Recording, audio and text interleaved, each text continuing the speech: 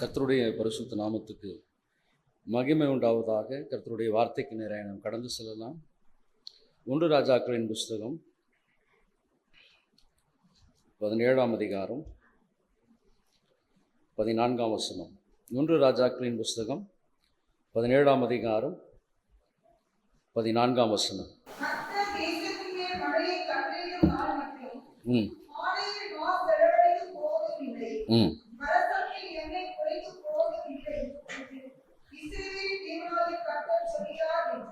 இந்த ஆசீர்வதிக்கப்பட்ட நல்ல உயிர்த்தெழுந்தலின் சாயங்கால வேளையில் நம்முடைய வார்த்தையை தியானிக்கும்படியாய் கர்த்தர் கொடுத்த அந்த நல்ல தருணத்திற்காக நன்றி. கர்த்தர் நீர் பேசுங்க ராஜா. வந்திருக்கிற ஒவ்வொருவரோடு கர்த்தர் இடைபடுவீராக. அடியனை தாழ்த்துகிறேன், ஒன்றுமில்லாதவன் மறைத்துக் கொள்ளுங்க. உங்க நாம மாத்திரம் மகிமைப்படட்டும். இயேசு கிறிஸ்து மூலமாய் செபத்தை ஏறெடுக்கிறோம் நல்ல பிதாவே, ஆமேன். ஆமேன்.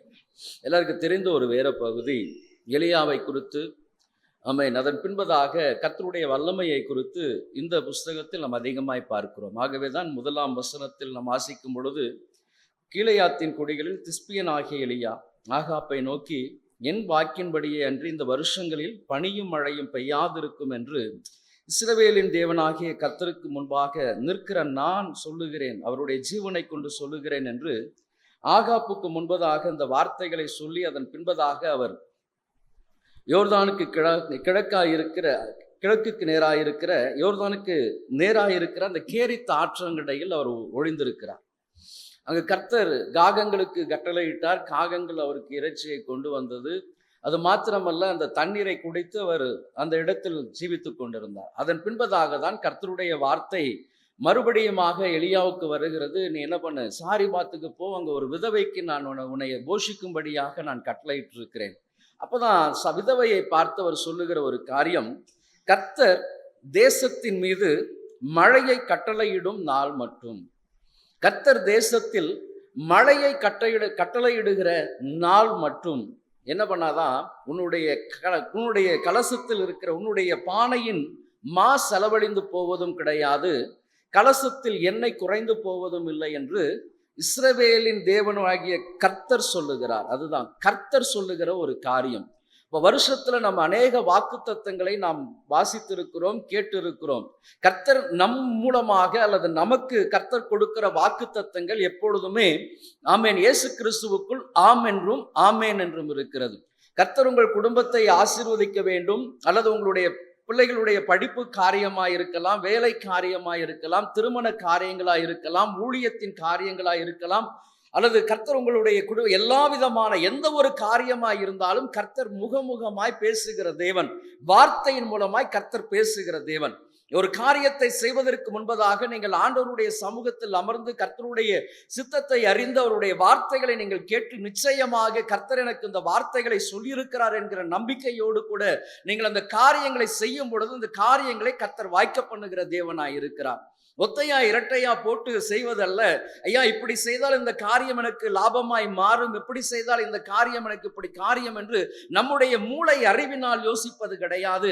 ஆண்டவருடைய சித்தத்தை அறிந்து கொள்ளும்படியாக கர்த்தர் என்னுடைய வாழ்க்கையில் என்ன விதமான நடத்துதலை வைத்திருக்கிறார், நான் செய்ய போகிற இந்த காரியத்தை கர்த்தர் சித்திக்க பண்ணுவாராம், அல்லது என்னுடைய மகனுக்கு என்னுடைய மகளுக்கு இந்த வரன் ஏற்ற துணையா இருக்குமா, அல்லது என்னுடைய தொழில் செய்ய போகிறேன் இந்த தொழிலை கர்த்தர் எனக்கு ஆசீர்வதித்து கொடுப்பாராம். எல்லா காரியத்தை செய்வதற்கு முன்பதாக கர்த்தருடைய பாதத்தில் அமர்ந்திருந்து கர்த்தருடைய சித்தத்தை அல்லது வார்த்தையை கேட்டு வாக்குத்தத்தங்களை வைத்து நீங்கள் செய்யும் பொழுதுதான் கர்த்தர் அந்த காரியத்தை வாய்க்க பண்ணுகிற தேவனாய் இருக்கிறார். அதே போலதான் இந்த சாரிபாத் விதவைக்கு தீர்க்கதரிசியாகிய எலியா சொல்லுகிற ஒரு காரியம், தேசத்தில் கர்த்தர் தேசத்தில் மழையை கட்டளையிடுகிற நாட்கள் வரை, வருஷிக்கிற நாட்கள் வரை வேதம் சொல்லுகிறது. யாக்கோபின் புஸ்தகம் 5ஆம் அதிகாரம் 17ஆம் வசனத்தில் வாசிக்கிறோம், எலியா என்பவன் நம்மை போல பாடுள்ள மனுஷன்.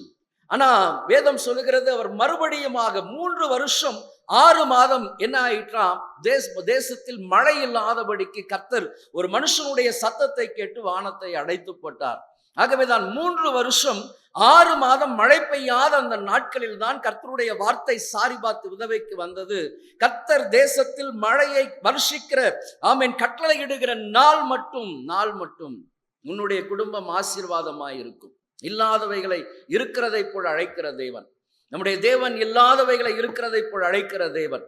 ஆமே, நாம் செய்ய வேண்டிய காரியம் என்ன? ஆண்டவரே, என்னுடைய காரியம், எனக்கு ஒரு நல்ல ஒரு வாக்குத்தத்தமான வார்த்தைகளை கொடுங்க ராஜா.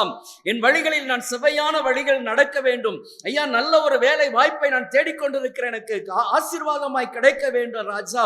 என்னுடைய படிப்பு காரியம், படிப்பு முடித்து நான் என்ன காரியங்கள் செய்ய வேண்டும், எல்லாவற்றிற்கும் ஆண்டவருடைய சமூகம் தான் உங்களுடைய முழங்கால் முடக்கப்படும் பொழுது கர்த்தர் வார்த்தையின் மூலமாய் பேசுகிறவர்.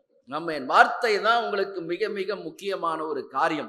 யாரெல்லாம் ஆண்டவராகிய இயேசு கிறிஸ்துவின் வார்த்தைகளை நம்புகிறார்களோ அவர்கள் எல்லாம் பிழைக்க முடியும். அவர்களுக்கு நிச்சயமாய் கர்த்தர் தம்முடைய வழிகளை போதித்து நடத்துகிற தேவனாய் இருக்கிறார். இன்றைக்கு நம் ஊழியர்களுடைய வாக்குத்தத்தங்களை கேட்கிறோம், நல்லது. ஆமென். அல்லது ஊழியக்காரிகள் மூலமாய் வாக்குத்தத்தம் கேட்கிறோம், ஐயா எனக்கு அந்த ஊழியக்காரங்க வாக்குத்தத்தம், இந்த ஊழியக்காரங்க. கர்த்தர் உங்களுக்கு என்ன வாக்குத்தத்தம் கொடுத்திருக்கிறார்? உங்கள் வாழ்க்கையில் உங்கள் குடும்பத்தை குறித்த வாக்குத்தத்தம் என்ன? உங்கள் ஊழியத்தை குறித்த வாக்குத்தத்தம் என்ன? உங்கள் வேலைகளை குறித்த வாக்குத்தத்தம் என்ன? உன்னுடைய எதிர்காலத்தை குறித்த வாக்குத்தத்தம் என்ன?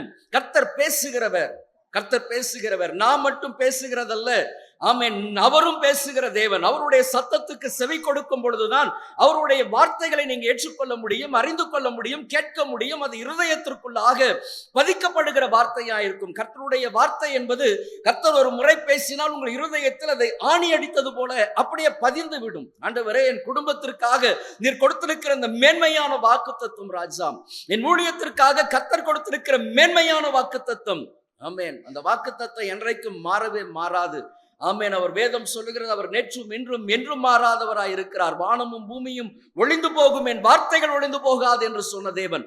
அப்ப வார்த்தை, கர்த்தருடைய வார்த்தைகளில் நீங்கள் இறுக பற்றி கொள்ளும் பொழுதுதான் அந்த வார்த்தையின் ஆசீர்வாதங்களை நீங்கள் பெற்றுக்கொள்ள முடியும். ஆகவேதான் சாரிபாத் விதவைக்கு சொல்லப்பட்ட வார்த்தை, ஏதோ ஒரு நாள் 2 நாட்கள் உன்னுடைய பஞ்சம் அல்லது உன்னுடைய பசி பட்டினியை கர்த்தர் நீக்குவார் அல்ல, இந்த தேசத்தில் மழையை கட்டளையிடுகிற நாள் வரை, அது 3 வருஷம் 6 மாதம் உன்னுடைய வீட்டில் அப்பம் தண்ணீர் குறையாதபடிக்கு கர்த்தர் நடத்துவார். அதுதான் வாக்குத்தத்தம், அதுதான் வார்த்தை, அதுதான் பிழைப்பூட்டுகிற ஒரு காரியம். இன்றைக்கு வந்திருக்கிற கர்த்தருடைய ஜனமே சோர்ந்து போய் வந்திருக்கலாம்.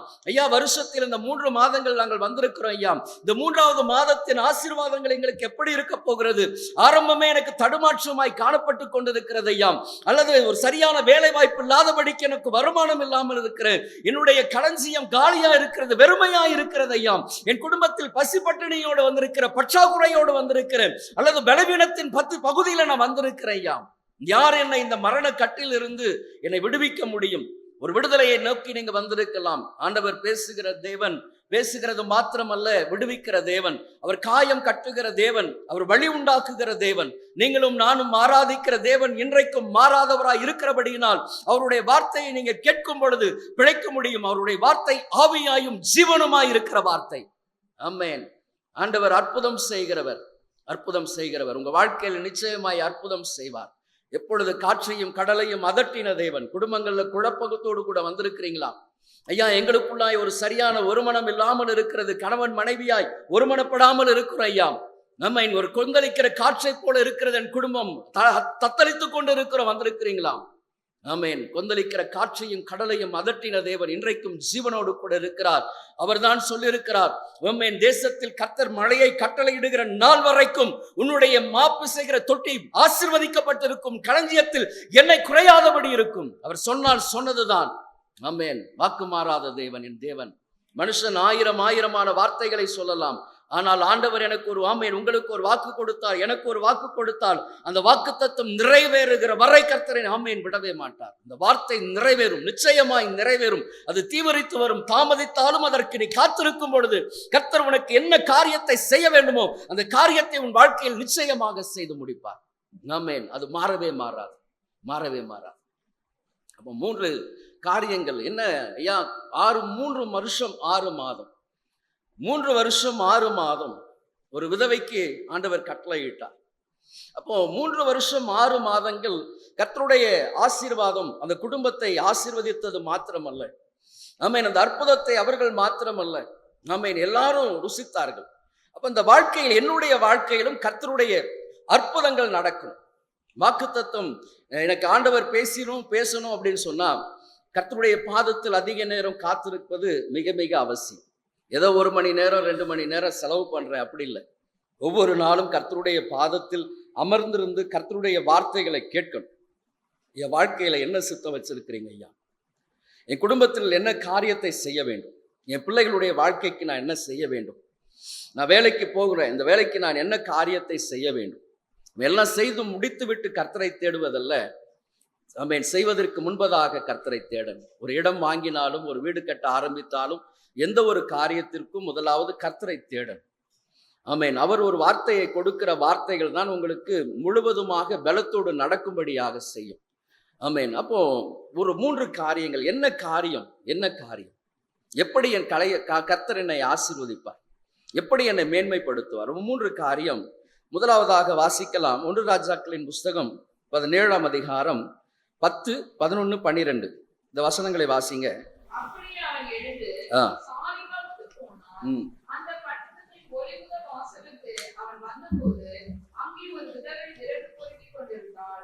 அவன் அவளை பார்த்து கூப்பிட்டு, நான் குடிக்கிறதுக்கு கொஞ்சம் தண்ணீர் ஒரு பாத்திரத்தில் எனக்கு கொண்டு வா என்றான். கொண்டு வர அவள் போகிற போது அவன் அவளை நோக்கி கூப்பிட்டு, கொஞ்சம் அப்பம் உன் கையிலே எனக்கு கொண்டு வா என்றான். அதற்கு அவள், பானையில் ஒரு பிடி மாவும் கொஞ்சம் எண்ணெயுமே அல்லாமல் என்னிடத்தில் ஒரு அடையும் இல்லை என்று உம்முடைய தேவனாகிய கர்த்தருடைய ஜீவனை கொண்டு சொல்லுகிறேன். இதோ நானும் என் குமாரனும் சாப்பிட்டு செத்துப் போக அதை எனக்கும் அவனுக்கும் ஆயத்தப்படுத்துவதற்கு 2 விறகுகளை பொறுத்துகிறேன் என்றார். ஆமென். ஆண்டவர் நம்முடைய வாழ்க்கையில் அற்புதம் செய்வதற்கு முன்பதாக ஆண்டவர் கேட்கிற ஒரு காரியம், உன்னிடத்தில் என்ன இருக்கிறது?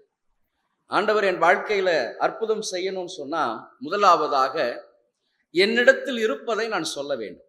என்னிடத்தில் இருப்பதை நான் சொல்ல வேண்டும்.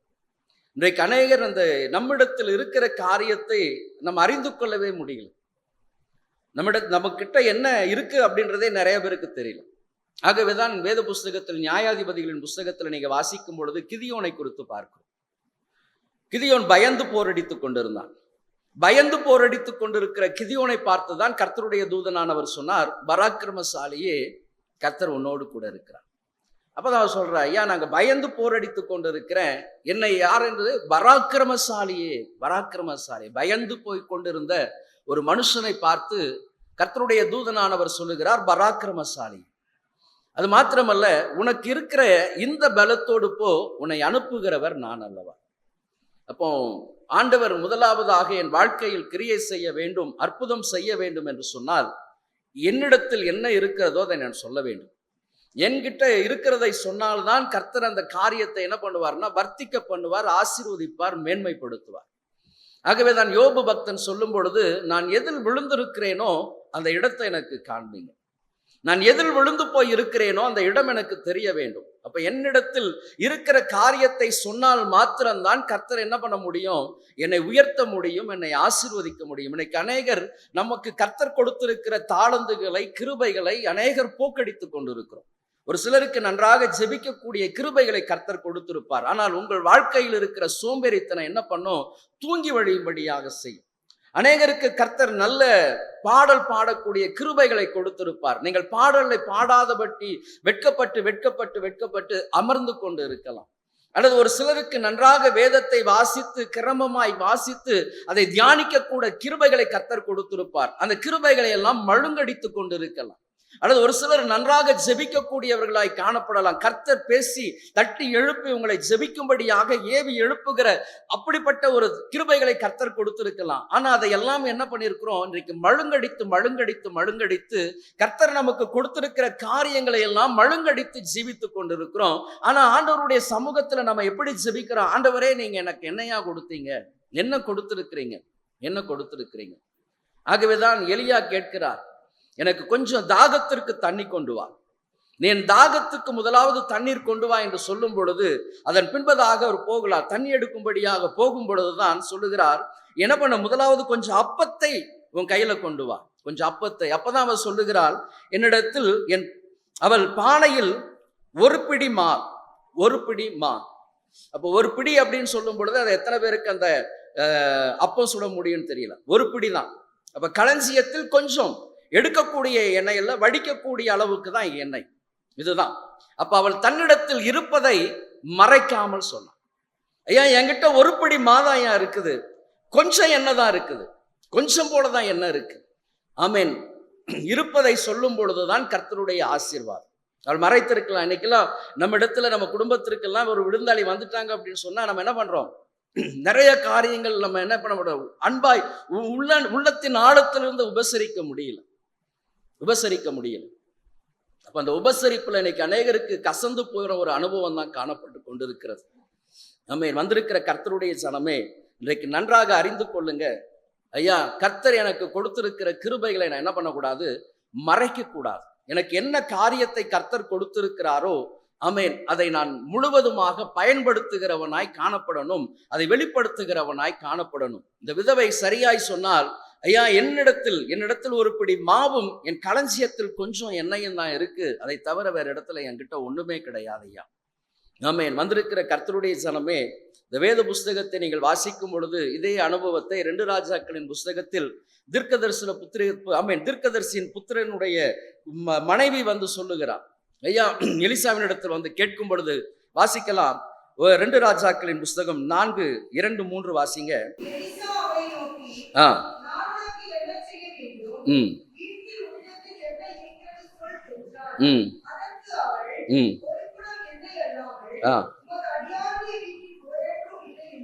ஆமா. ஒரு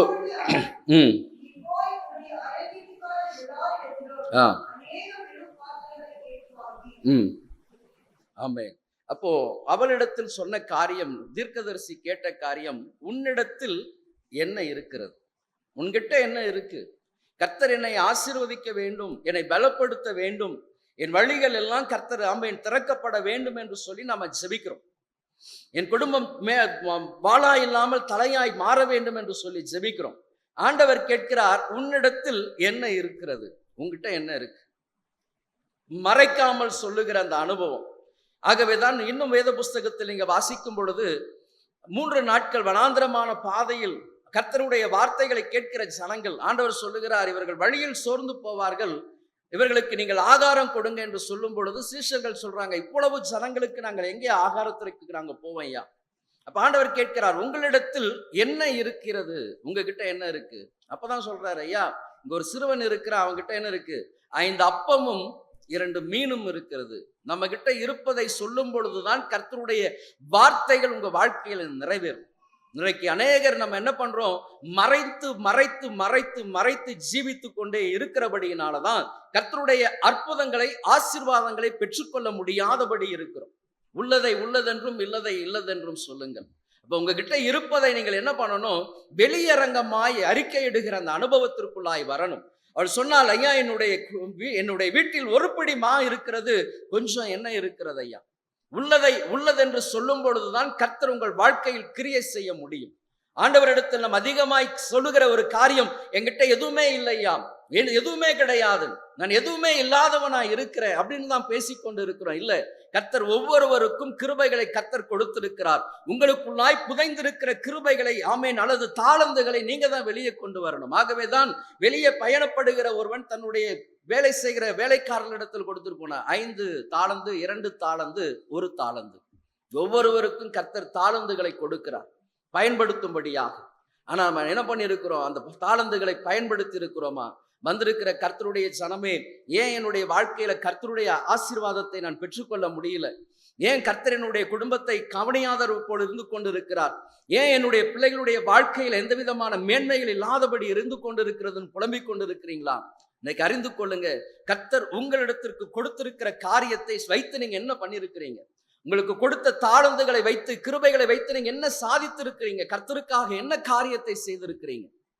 ஆமென். அப்ப கிதியோனை பார்த்து ஆமென் கேட்ட தேவன், பராக்கிரமசாலியே, கர்த்தர் உன்னோடு கூட இருக்கிறார். பயந்து கொண்டிருந்த மனுஷன் தான், ஆனா கர்த்தர் அவனோடு கூட ஆமென் இடைப்பட்டார். ஒரே மனுஷனை முறியடிப்பது போல நீ மீதியானையை முறியடிப்பாய், ஒரே மனுஷனை முறியடிப்பது போல.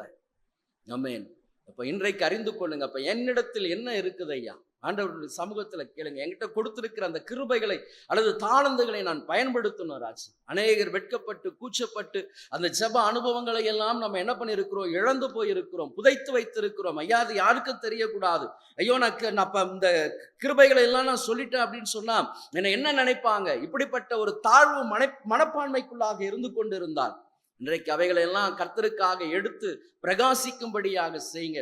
அப்போ உள்ளதை மறைக்காதபடிக்கு ஐயா எனக்கு கொடுத்திருக்கிற கிருபைகளை நான் பயன்படுத்தணும். ஐயா எந்த மனுஷன் யார் என்னை குறித்து என்ன காரியத்தை பேசினாலும் கர்த்தர் எனக்கு கொடுத்த காரியங்களை நான் என்ன பண்ணக்கூடாது, கிருபைகளை நான் போக்கடிக்க கூடாது, தாளந்துகளை போக்கடிக்க கூடாது, புதைத்து வைக்க கூடாது. அவைகளை கொண்டு நான் கர்த்தருக்காக ஆத்துமாக்களை ஆதாயம் செய்கிறவனாய் நான் மாறணும் ஐயா. ஆமேன். உள்ளதை சொல்லும் பொழுது மட்டும்தான் கர்த்தருடைய ஆமேன் உங்க வாழ்க்கையில கர்த்தருடைய அற்புதங்கள் நடக்கும். இன்றைக்கு அநேகர் மறைத்து இருக்கிறபடியினால், வெட்கப்பட்டு இருக்கிறபடியினால் கர்த்தர் உங்கள் குடும்பங்கள்ல ஆமேன் கிரியை செய்ய முடியல, அற்புதங்கள் செய்ய முடியல.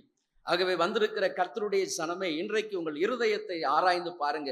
ஐயா எனக்கு நீர் கொடுத்திருக்கிற அந்த கிருபைகளை அல்லது தாளந்துகளை நான் பயன்படுத்தி கொண்டு இருக்கிறேனா, நான் உமக்காக அதை பிரோஷனப்படுத்தி கொண்டு இருக்கிறேனா, அல்லது எனக்கு இந்த பாடல் பாடுகிற தாளந்து மட்டும்தானே இருக்கு, ஜெபிக்கிற தாளந்து இல்லையே என்று சொல்லி ஏங்கிக் கொண்டு இருக்கிறேனா. ஆமேன். கர்த்தர் உங்களுக்கு கொடுத்திருக்கிற ஒரு தாளந்தில் நீங்க உண்மையா இருக்கும் பொழுது ஆமேன் கர்த்தர் உங்களுக்கு மேன்மையானதுக்கு ஆமேன் ஆசீர்வாதங்களை கொடுப்பார். கொஞ்சத்தில் உண்மையுள்ளவனை தான் கர்த்தர் அதிகத்தில் அதிபதியாய் வைப்பார். அப்போ உங்களுக்கு கொடுத்திருக்கிற அந்த கொஞ்ச காரியத்துல உண்மையாயிருங்க. அவள் சொன்னால் எனக்கு ஒரு பிடி மாவு இருக்குது, கொஞ்சம் என்ன இருக்குது ஐயா. அவள் நினைத்திருக்கலாம், ஐயா இந்த ஆகாரத்தை வைத்து நாங்கள் 2-3 நாட்கள் தான் எங்களுடைய பசி பட்டினியை நாங்கள் என்ன பண்ண முடியும், தீர்க்க முடியும். ஆகவேதான் உங்களுடைய வார்த்தை எப்படி வருகிறது, நானும் என் மகனும் சாக போகிறோம். அந்த வார்த்தை அப்படிதான். கொஞ்சம் ஒரு பிடி மாவும் கொஞ்சம் எண்ணெயும் இருக்கிறது. இது முடிந்தவுடன் என்னுடைய வாழ்க்கை என்ன, ஒரு மிகப்பெரிய கேள்விக்குறி. அதன் பின்பதாக பசி பட்டினி, நானும் என் மகனும் சாக போகிறோம். அந்த வார்த்தை ஆமேன் அப்படிதான் அந்த சூழ்நிலையில தான் வெளிப்பட்டது. ஆமேன். வந்திருக்கிற கர்த்தருடைய சனமே, இன்னைக்கும் கூட வந்திருக்கலாம், வெறுமையாய் வந்திருக்கலாம். ஐயா யார் என்னை போஷிக்க முடியும், யார் என்னை ஆமேன் நடத்த முடியும், நான் எப்படி கொண்டு செல்ல போகிறேன், எனக்கு ஒன்றுமே தெரியலையே. இன்னைக்கு உங்ககிட்ட இருப்பதை நீங்கள் அறிந்து கொள்ளுங்க. அன்றைக்கு ஆமேன் தீர்க்கதரிசி கேட்கும் பொழுது உன்னிடத்தில் என்ன இருக்கிறது, ஒரு குடம் என்ன இருக்குதுன்னு சொன்னான். அந்த ஒரு குடம் எண்ணெய் தான் அந்த குடும்பத்தை ஆசீர்வதித்தது, மேன்மைப்படுத்தினது, அவளுடைய கடன் எல்லா பிரச்சனைகளையும் மாற்றினது மாத்திரமல்ல, அவளும் அவள் பிள்ளைகளும் அதன் பின்பதாக ஆசீர்வாதமாக வாழ்ந்தார்கள். அதுபோல உங்ககிட்ட இருக்கிற அனுபவத்தை இன்னைக்கு வெளியே கொண்டு வாங்க. கர்த்தர் கொடுத்திருக்கிற கிருபைகளை கர்த்தருக்காக பயன்படுத்தும்படியாக ஒரு தீர்மானம் எடுங்க. ஆண்டவரே நான் எனக்கு கொடுத்திருக்கிற கிருபைகளை நான் உமக்காக பயன்படுத்தட்டும் ராஜா, உமக்காக நான் பயன்படுத்தட்டும். ஏதோ ஒரு காரியம் எனக்கு நீ கொடுத்திருக்கிறீர் ராஜா, அந்த காரியத்தை நான் உமக்காக பயன்படுத்தும்படியாக ஆமேன் என்னை முழுவதுமாக ஒப்பு கொடுக்கிறேன்னு சொல்லி ஒப்பு கொடுத்து பாருங்க. கர்த்தர் வழிவாசல்களை திறந்து கொடுக்கிற தேவன். அப்போ முதலாவதாக ஆமேன் உங்களிடத்தில் இருப்பதை சொல்ல வேண்டும். இரண்டாவதாக வாசிக்கலாம். அதே 1 ராஜாக்களின் புஸ்தகம் 17ஆம் அதிகாரம் 25ஆம் வசனம் 15 வாசிங்க.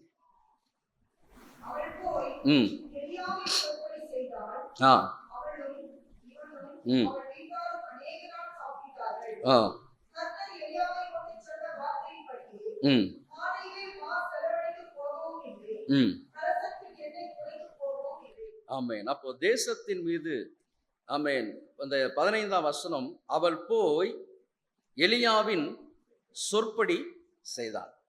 இப்போ முதலாவது என்கிட்ட இருக்கிறது என்ன அதை சொல்லணும்.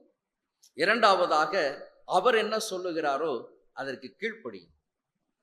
ஆமேன். இந்த 2 அனுபவங்கள் தான் இன்றைக்கு அநேகருடைய வாழ்க்கையில தடுமாற்றத்தை ஏற்படுத்துகிறது.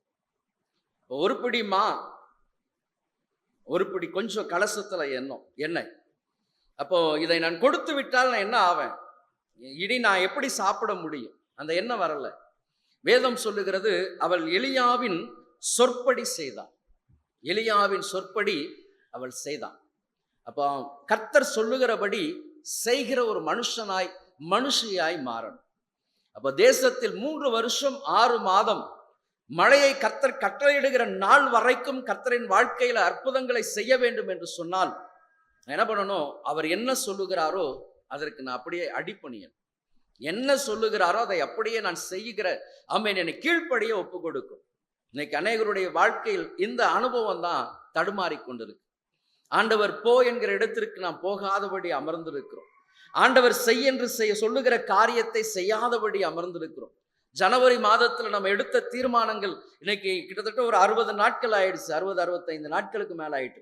எத்தனை பேர் அந்த தீர்மானங்கள் எல்லாம் உறுதியா இருக்கிறோம்? எத்தனையோ உடன்படிக்கைகள் எல்லாம் செய்திருக்கிறீங்க. அந்த உடன்படிக்கையெல்லாம் நீங்க எத்தனை பேர் உறுதியா இருந்து கொண்டு இருக்கிறீங்க? வந்திருக்கிற கர்த்தருடைய ஜனமே, ஆமேன். ஏன் கர்த்தர் என்னை ஆசீர்வதிக்கல? ஏன் என்னுடைய வாழ்க்கையில கர்த்தருடைய அற்புதம் செயல்படல அப்படின்னு சொன்னா, அவர் என்ன சொல்லுகிறாரோ அதற்கு நான் செவி கொடுக்கல, கீழ்ப்படியல. அவர் சொல்லுகிற வார்த்தைகளுக்கு நாம் அதிகமாய் நம்முடைய இருதயத்தை என்ன பண்றோம்? கடினப்படுத்தி கொண்டிருக்கிறோம். நாம் விரும்புகிற காரியத்தை தான் செய்கிறோமே தவிர, கர்த்தரின் வாழ்க்கையில என்ன வைத்திருக்கிறாரோ அந்த திட்டத்தை அறிந்து செயல்படுத்துவதற்கு என்னை என்ன பண்ண முடியல? ஈடு கொடுக்க அல்லது ஒப்பு கொடுக்க முடியல.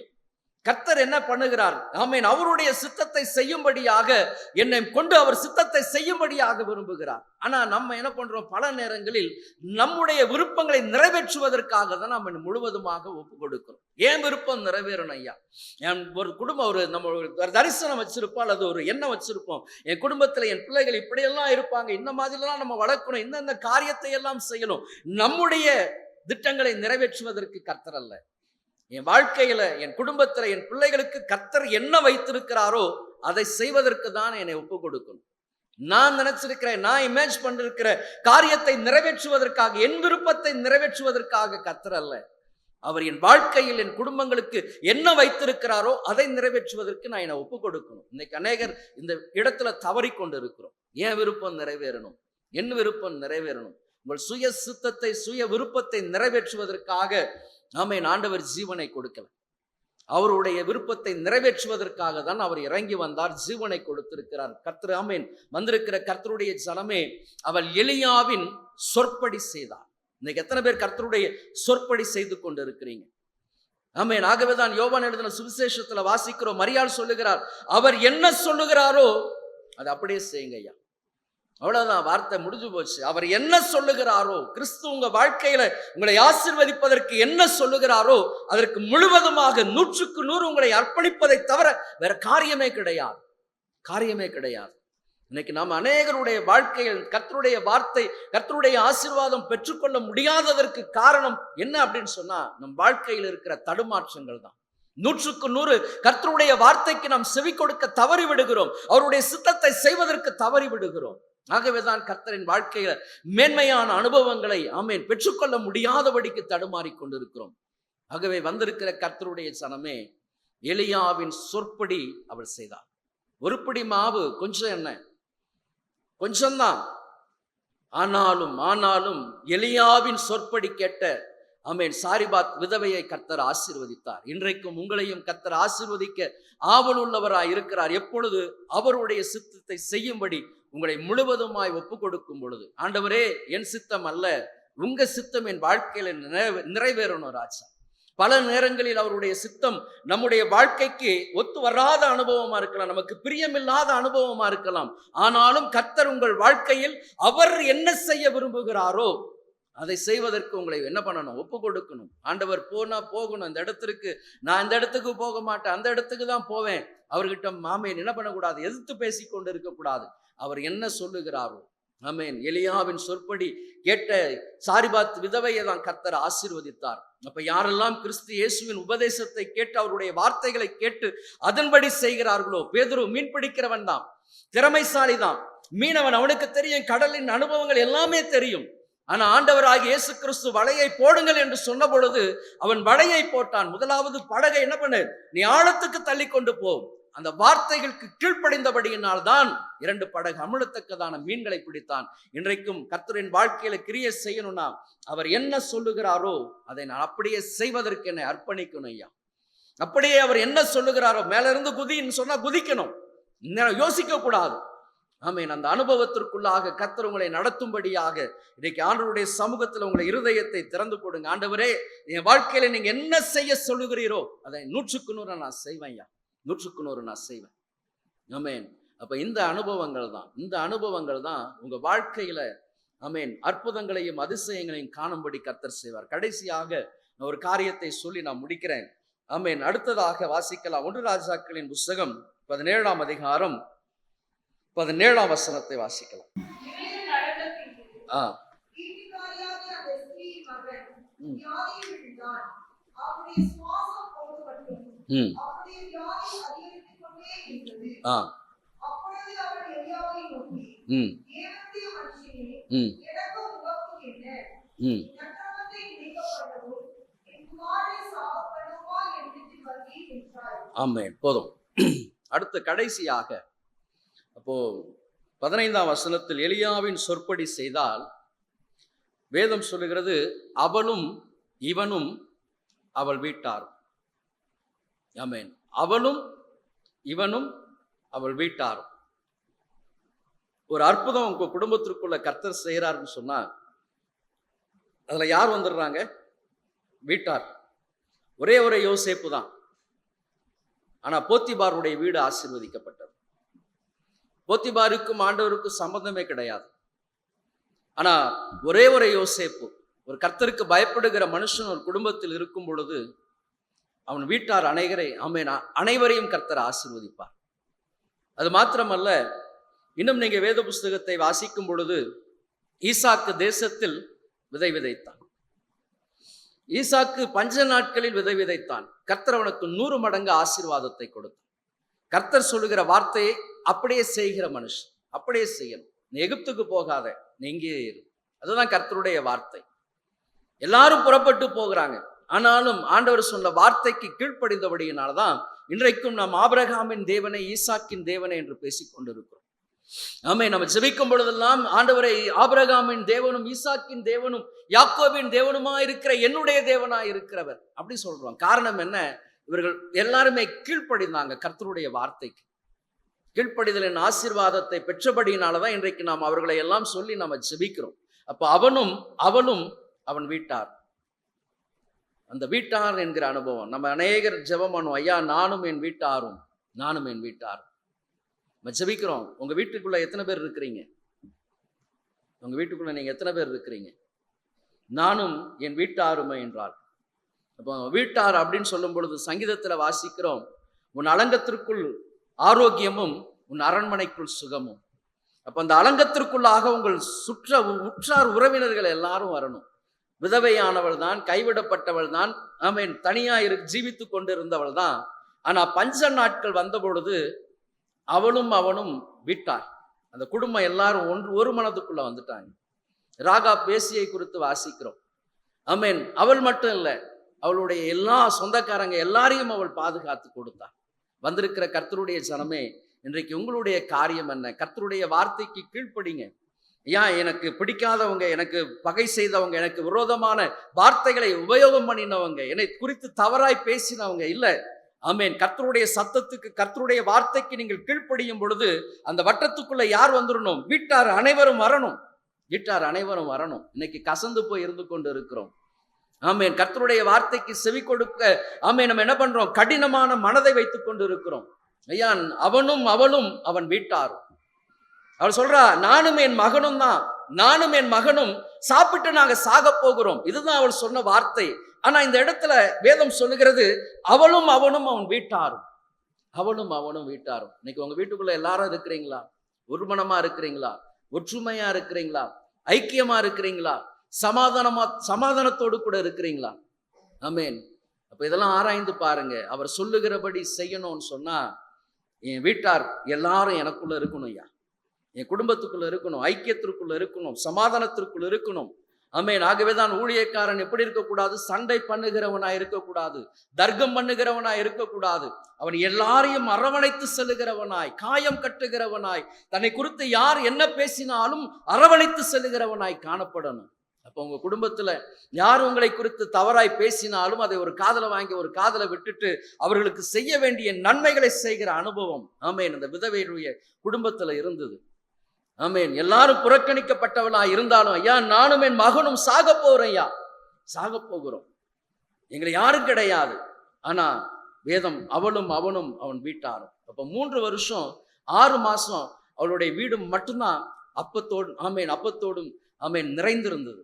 எல்லாருக்கும் அவள் பசியாற்றி கொண்டிருந்தவளாய் மாறினாள்.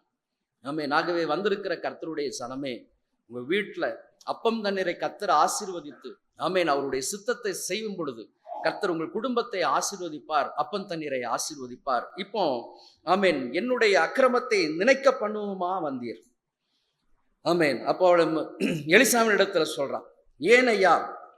எலியாவை நோக்கி, தேவனுடைய மனுஷனே, எனக்கும் உமக்கும் என்ன என் அக்கிரமத்தை நினைக்க பண்ணவும் என் குமாரனை சாக பண்ணவுமா என்னிடத்தில் வந்தான். அப்ப அற்புதம் மாத்திரமல்ல, ஆமென், அற்புதம் மாத்திரம் என்ன பண்ணிடாது, பரலோகத்திற்கு நேராக கொண்டு போகாது. என் வாழ்க்கையில ரட்சிப்பு இருக்கணும். ரட்சிப்பு தான் என்னை பரலோகத்திற்கு நேராக கொண்டு போகும். அப்போ ஒருவன் ஜலத்தினாலும் ஆவியினாலும் பிறவாவிட்டான். அப்போ வந்திருக்கிற கர்த்தருடைய ஜனமே, மூன்றாவது அனுபவம் ஒரு உயிர்த்தெழுதலின் அனுபவம் என் வாழ்க்கையில காணப்படும். வெறும் அற்புதம் மட்டுமே சார்ந்து போகிற அனுபவம் கிடையாது.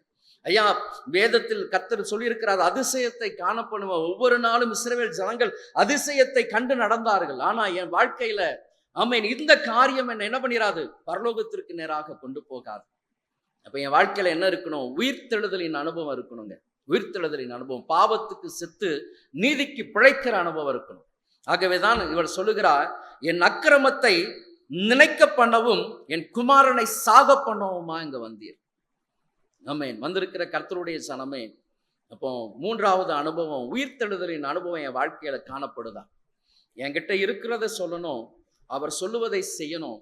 மூன்றாவது உயிர்த்தெழுதலின் அனுபவத்தை நான் பெற்றுக்கொள்ளுகிறவனாய் மாறணும். ஆமென். வாழ்க்கையில கர்த்தர் ஏதோ ஒரு காரியத்தை செய்ய விரும்புகிறார் அப்படின்னு சொல்லும் பொழுது ஆமென் இப்படிப்பட்ட அனுபவங்கள் நடக்கலாம். ஒரு சிலருக்கு மரண பள்ளத்தாக்கின் வழியாக நடக்கலாம். ஆண்டவரை, ஏன் என் குடும்பத்தில் இந்த சஞ்சலம் வந்திருக்குது ஐயா? எதற்காக? ஆண்டவருடைய சமூகத்தில் அமரும் பொழுது அவள் வந்து சொல்லும் பொழுது உடனடியாக அவன் குமாரனை மேல் தன்னுடைய கட்டிலில் வைத்து அவன் என்ன பண்றாரா, 21ஆம் வசனத்தை வாசிக்கும் பொழுது, பிள்ளையின் மீது 3 தரம் குப்புற விழுந்து, என் தேவனாகிய கர்த்தாவே, இந்த பிள்ளையின் ஆத்துமா அவனுக்குள் திரும்பி வர பண்ணும் என்று தேவனை நோக்கி விண்ணப்பம் பண்ணினான். கர்த்தர் எலியாவின் சத்தத்தை கேட்டார். ஆமென். அப்ப இந்த இடத்துல எலியா சொற்படி சாரிபாத் விதவை கேட்டா, மூன்றாவது எலியாவின் சத்தத்தை கர்த்தர் கேட்டார். அப்ப நான் உயிர்த்தெழுதலின் அனுபவத்தை பெறுகிறவனாய் மாறும் பொழுது, மரித்து கிறிஸ்துவுக்குள்ளாய் மரித்து போன ஆத்துமாக்களை உயிர்ப்பிக்கிறவனாய் மாறும் பொழுது கர்த்தர் என்னுடைய ஜெபத்தை கேட்டார். கர்த்தர் நாம் செய்கிற ஒவ்வொரு ஜெபங்களுக்கும் பதில் கொடுப்பார். அது உயிர்த்தெழுதலின் அனுபவத்துக்கு நேராய் வழி நடத்தும். அற்புதங்கள் எல்லாம் மறைந்து போகும், எல்லாம் ஒரு நாள்ல ஒழிந்து போகும். ஆனா உயிர்த்தெழுதலின் அந்த பாவ மன்னிப்பு நிச்சயத்தை பெற்று கிறிஸ்துவின் இரத்தத்தால் கழுவப்பட்டவர்களாய் நீங்கள் ஜீவிக்கும் பொழுது ஆமென் யுக யுகமாய் கிறிஸ்துவோடு கூட வாழ்கிற அந்த மேலான அனுபவத்தை நீங்க பெற்றுக்கொள்ள முடியும். அது மாத்திரமல்ல, 24ஆம் வசனம் அந்த வார்த்தையை மாத்திரம் வாசித்து நம்ம அப்படியே ஜெபத்திற்குள்ளாய் கடந்து போகலாம்.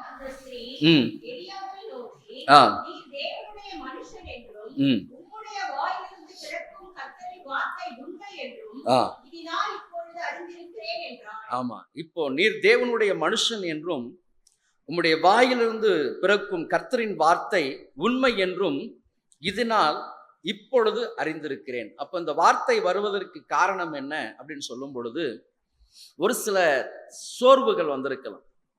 ஒரு சில சோர்வுகள் யாருக்கு வந்திருக்கலாம்? சாரிபாத் விதவைக்கு. ஏன், எப்படி அப்படின்னு சொல்லும் பொழுது, ஒரு ஊழியக்காரன், கர்த்தருடைய ஊழியக்காரன் அவளுடைய வீட்டில் இருக்கிறான். 3 வருஷம் 6 மாசம் சாப்பாடு, நம்ம வீட்டுக்கு வந்த விருந்தாளிக்கு எவ்வளவு நாள் சாப்பாடு போடுவோம்? விருந்து மருந்தும், ஆமா அவ்வளவுதானே. விருந்து மருந்தும் 3 நாள். உங்களுக்கு ஒரு கதை சொல்லியிருக்கிறேன், ஞாபகம் இருக்கான்னு தெரியல. கல்யாணம் ஆகி திருமணமாகி மருமகளை கூட்டிட்டு மறு வீட்டுக்கு போறார். அப்போ மாப்பிள்ளையோட அம்மா சொல்றாங்க,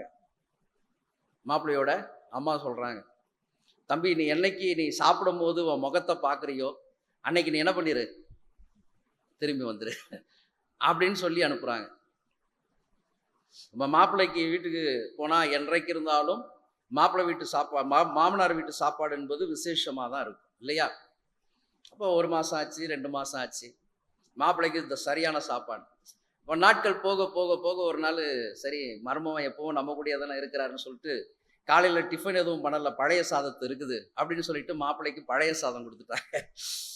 மாப்பிள்ளை குடிஞ்சி தட்டை பார்த்தா தான் மூஞ்சி தெரியுது. அப்போதான் அம்மா சொன்ன வார்த்தை அவருக்கு ஞாபகத்துக்கு வந்து, டேய் என்னைக்கு நீ வந்து சாப்பிட்ற தட்டில் உன் மூஞ்ச பார்க்குறியோ அன்னைக்கு நீ என்ன பண்ணிடு. ஆமாம், உடனே அன்னைக்கே புறப்பட்டு அவர் வந்துட்டார். அதே போல தான் இந்த வார்த்தை நீங்கள் நல்லா மைண்ட் பண்ணீங்கன்னா, நீர் தேவனுடைய மனுஷன் என்றும் உம்முடைய வாயிலிருந்து பிறக்கும் வார்த்தை கர்த்தரின் வார்த்தை உண்மை என்றும் இது நாள். இப்போ நாளாக நாளாக நாளாக சடவு வரும். ஒருத்தரை உபசரிக்கும் பொழுது சடவு வரும். என்னையா அந்த மனுஷன், என்னையா அந்த மனுஷனுக்கு. அதனால தான் அவனும் அவளும் வீட்டார். அந்த வீட்டார் உள்ள வந்தாங்க அப்படின்னு சொன்னா சும்மா இருக்க மாட்டாங்க. ஒரு சில விஷயங்கள்லாம் சொல்லிக்கிட்டே இருப்பாங்க. நம்ம சாப்பிட்றோம், அந்த அளவுக்கு எது வெட்டியா சாப்பாடு கொடுக்குற. அப்பதான் அவ சொல்லுகிறா, என் அக்கிரமத்தை நினைக்க பண்ணவுமா இங்க வந்தீர். என் அக்கிரமம். அப்ப நான் என்ன பண்ணணும்? ஒரு ஊழியக்காரன் மூலமாய் கர்த்தர் என்னை ஆசீர்வதிக்கிறார்னா நான் என்ன பண்ணணும்? முழு மனதோடு கூட அர்ப்பணிப்போடு கூட நான் என்ன பண்ணணும்? உபசரிக்கணும். முதல் நாள் சாப்பாடுலாம் மேலே போயிருக்கும் இல்லையா? 1 மாசம் 2 மாசம் மேலே போயிருக்கு. அதுக்கப்புறம் கீழே இறங்கி வந்து சாப்பிடு, அடுத்தது எல்லாரோட சாப்பிடு. அப்போ நாட்கள் போக போக போக போக அற்புதங்கள் என்ன பண்ணோம் அப்படின்னு சொன்னா இந்த அனுபவங்களுக்கு நேராய் கொண்டு வரும். அதனாலதான் நீர் தேவனுடைய மனுஷன் என்றும். ஆகவேதான் ஆமென், ஊழியக்காரர்களையும் ஊழியக்காரிகளையும் நீங்க என்ன பண்ணணும்? கனம் பண்ணணும். ஆமென். அப்போ உயிர்த்தெழுதலின் அனுபவத்தை பெறணும் அப்படின்னு சொன்னா ஆமென், பழைய மனுஷனுடைய இந்த கிரியைகள் எல்லாம் சாகடிக்க ஒப்பு கொடுக்கணும். ஒரு கர்த்தருடைய மனுஷன் வீட்டுக்கு வரான் அப்படின்னு சொன்னா கர்த்தர் அந்த மனுஷனோடு கூட இருக்கிறார் ஐயா. ஆமென். அப்ப அந்த மனுஷன் வந்தா கர்த்தரின் வீட்டை ஆசீர்வதிப்பார். அப்ப இப்படிப்பட்ட மனப்பக்குவம் வரணும். ஆகவேதான் நீர் இப்பொழுது நீர் தேவனுடைய மனுஷன் என்றும் உம்முடைய வாயிலிருந்து புறப்படுகிற வார்த்தை உண்மை என்றும் இப்ப நான் அறிஞ்சிருக்கிறேன். ஒத்தையாரட்டையா பாட்டு இல்லை, களஞ்சத்துல இருக்கிற குறைஞ்சு போகிற வரை அப்படிலாம் சொல்லல. ஆமென். உண்மையாய் கர்த்தருடைய வார்த்தை நடக்கும் ஐயா, நிச்சயமாய் நடக்கும். இப்ப நான் நம்புறேன். அவள் சாட்சி கொடுக்கிறான். ஆமென். அப்ப தன்னுடைய மகன், அது மாத்திரமல்ல, இதுல இன்னொரு காரியம் இருக்கிறது. 12ஆம் வசனத்துல, நானும் என் குமாரனும் சாப்பிட்டு செத்து போக. அவள் அறிக்கை எப்படி செய்தா? செத்து போக. அப்ப மரணம் யாருக்கு வந்தது? மகனுக்கு வந்தது. ஆகவேதான் வாயிலிருந்து புறப்படுகிற வார்த்தை, மரணமும் ஜீவனும் நாவின் அதிகாரத்தில் இருக்கு. அநேகர் சாதாரணமாய் சொல்றோம், நீ ஏன் உயிரோடு இருக்கிற, செத்துப்போ அப்படின்னு சொல்லிட்டு. வார்த்தை பிரயோகம் ஜாக்கிரதையா இருக்கணும். என்ன வார்த்தை நீங்க பேசுறீங்க? மனுஷன் எதை விதைக்கிறானோ அதையே அறுப்பான். அப்ப இந்த 3 அனுபவம் உங்க வாழ்க்கையில் இருக்கணும்னா நாவு மிக மிக ஜாக்கிரதையா இருக்கணும். உங்க இருதயம் செவ்வையா இருக்கணும். மற்றவர்களுடைய ஆலோசனைக்கல்ல, கர்த்தர் யாரை கொண்டு உங்களை ஆசீர்வதிக்கிறாரோ ஆண்டவருக்கு முன்பதாக உங்கள் இருதயம் உத்தமமா இருக்கணும். ஆரம்பத்தில் இருந்த ஜப வாழ்க்கை, உபவாசங்கள் நாளடைவில் என்ன ஆகுது? அப்படியே சோர்ந்து கீழே கீழே கீழே போகுது. பல நேரங்கள்ல நம்ம ஆண்டவரையே மறந்து விடுகிறோம். அப்போ அப்படிப்பட்ட அனுபவத்திலிருந்து வார்த்தை தான் அவள் சொன்னா, நீ தேவனுடைய மனுஷன் என்று உங்களுடைய வாயிலிருந்து புறப்படுகிற வார்த்தை கர்த்தருடைய வார்த்தை என்னும் இப்ப நான் நம்புறேன் ஐயா, இப்ப நம்புறேன். ஆமென். ஆகவே கர்த்தர் உங்களை கொண்டு உங்கள் குடும்பத்தில் என்ன காரியத்தை செய்ய விரும்புகிறாரோ கீழ்ப்படிங்க, சித்தத்தை செய்யுங்க. கர்த்தர் நிச்சயமா உங்கள் குடும்பங்களை ஆசீர்வதிப்பார். கண்களை மூடி ஜெபிக்கலாம்.